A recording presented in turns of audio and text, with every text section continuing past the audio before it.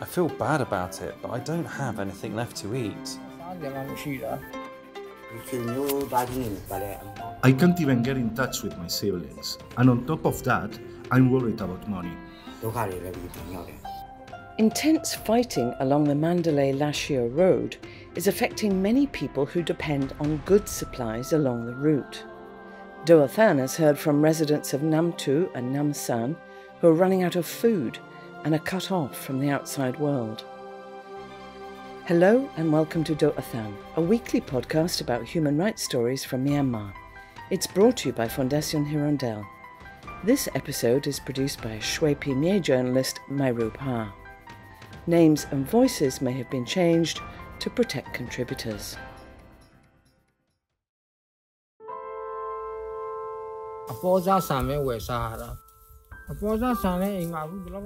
We can only afford low-quality rice, and even that's running out at home.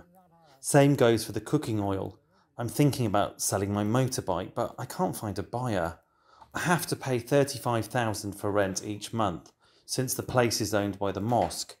I've already sold everything valuable I had. I feel bad about it, but I don't have anything left to eat. U So Win has always lived in Nam Tu township in northern Shan state. Things have never been this bad. The 50-year-old shares a rented home with his sister Dorthida, who's in her 70s.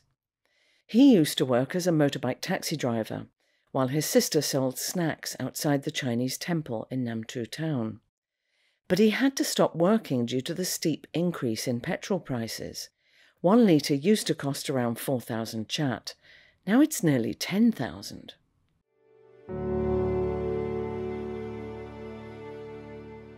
Out of work, U So Win began selling toys in front of a school. But the schools have been closed since June, when fighting resumed in the area, and few people can spend money on toys these days anyway. He's now selling iron scraps he saved at home to cover his living expenses. Sometimes, our Muslim organisation gives us a bit of rice, maybe 5, 3 or 2 pyi, and that's how we're living. The only thing I have left of value now is my motorbike. My sister tries to sell snacks, but there's hardly any profit. In the third week of June, the second wave of Operation 1027 was launched by the Three Brotherhood Alliance. That's the Arakan Army, the Ta'ang National Liberation Army, or TNLA, and the Myanmar National Democratic Alliance Army. Over the course of recent months, they've captured several towns along the Mandalay-Lashio road, most notably Lashio, which hosted the military regime's northeastern command. Intense fighting is continuing, although the nearest to Nam Tu town is in Nau Cho, which is about 150 kilometres away. But transport links and the flow of goods have been severely disrupted, affecting the price of basic commodities like petrol, rice and cooking oil. Some roads are blocked by the fighting. China closed its borders with northern Shan state during the second phase of Operation 1027, and the military junta has blocks in Mandalay and Pinulwin, stopping basic food and medicines in Mandalay from being trucked to towns controlled by resistance forces. It's the same problem in the town of Nam San. Gosai, a convenience store owner, has found it very difficult to bring in goods. Before the fighting, I used to order from Mandalay, but once the fighting started, I had to take indirect routes, like going through the mountains. The stuff from Mandalay was returned 2 or 3 times before I finally got one delivery recently. Commodity prices have doubled now.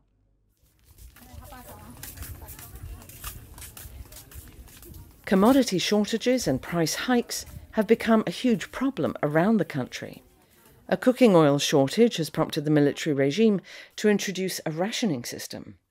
Petrol shortages have led to long queues on Yangon and Naypyidaw roads. But the difficulty and cost of transporting goods to remote places like Nam Tu and Nam San, affected by conflict, means that Gosai and other vendors have to raise prices even further. And few local people can afford these prices. Both petrol and rice cost roughly 3 times what they do in Mandalay and Yangon.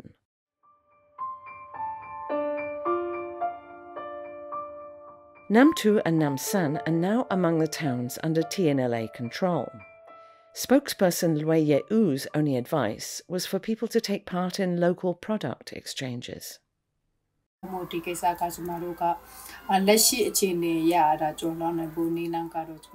One way we might get through this is by prioritizing local products more. For instance, neighboring townships should trade with each other. Like, if Namsan needs rice and another town has some, they should trade. If a city like Momaid can produce rice, it could trade with Namsan. But what if nobody has rice? And how are people going to contact each other? Since the second phase of Operation 1027, most townships in this area have lost access to phone lines and internet connection. The only way they can get online is through a Starlink service, if they can pay up to 5,000 chat an hour. 50-year-old Utun Naing said he hasn't been able to get news or contact family since the lines were cut off in Nam Tu town. I can't even get in touch with my siblings. And on top of that, I'm worried about money. It doesn't matter if I get a phone. If I have to pay for the internet service, that's just not okay for me.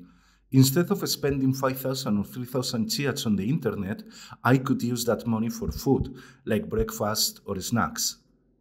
Gomyo, an enterprising Nam Tu local, invested in Starlink equipment in August so that he and others could be reconnected. He says 100 to 200 people are using his Starlink service daily, and he defended the high price charged. I'm struggling too because of the internet cut, so I wanted to help others by providing internet access through Starlink.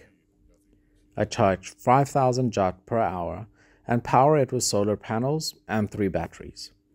I'm charging 5,000 because I also had to invest about 200 Lux in this business. I also have 3 staff to pay. That's why I charge 5,000 per hour for this service.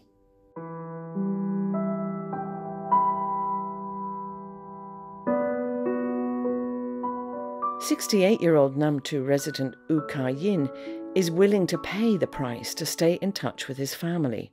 He has 6 children, all of whom work abroad.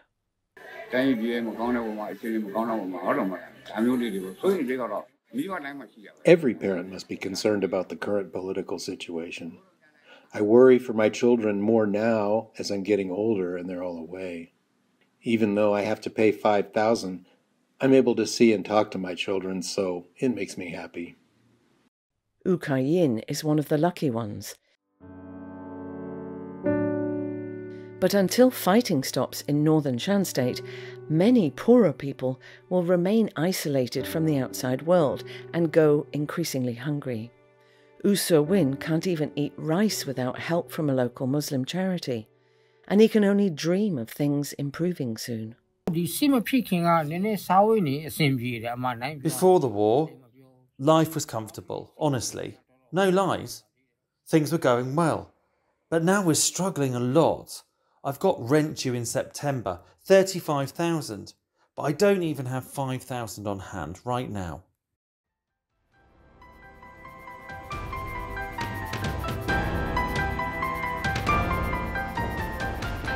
Thanks for listening to this edition of Doathan. We'd welcome your feedback on social media, and please follow or subscribe to our pages.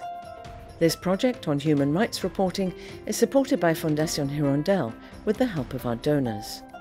You can listen to our podcast via the Doathan Facebook page. They can also be found on SoundCloud, YouTube, iTunes, Spotify and Telegram.